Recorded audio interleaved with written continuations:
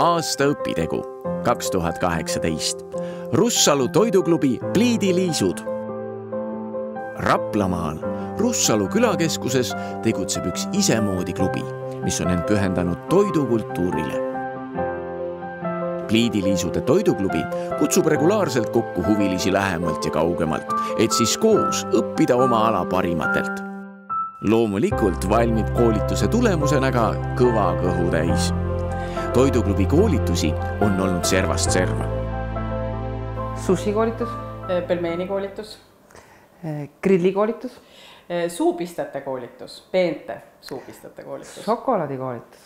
Käivad meil ikkagi ümberkaudsed inimesed küladest, käib väljastpoolt küla. Jah, Tallinnast Märjamaani ikka, ma arvan. Jah. Laud on kaetud, suitsuahi huugab, Pliidiliisude kokasaade alustab.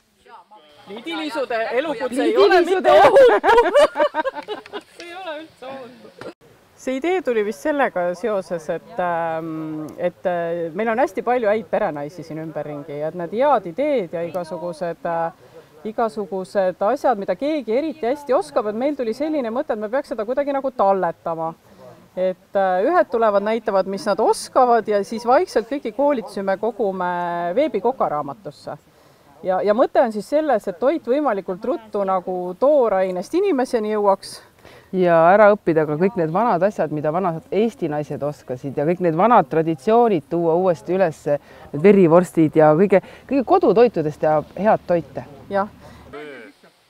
Koolitusi viivad läbi ka oma ala asjatundjad väljast poolt. Täna juba on valmis kala, lõhe on juba väljas, juba on söödud. Kohe järgmisena tuleb ribi ja siis hakkame karbonaadi välja võtma. Kogukonnal on kasu küll, sest leivaküpsetajaid on minu arust juba päris palju meil ümberkaudu. Ja iga siis küsitagi ikka üksteise käest üks tooraine vahetusi, kui midagi kellelgi pole, et kelle käest sa saad ja kust mida tarvis on. Et minu arust toimivad paljud asjad selles mõttes.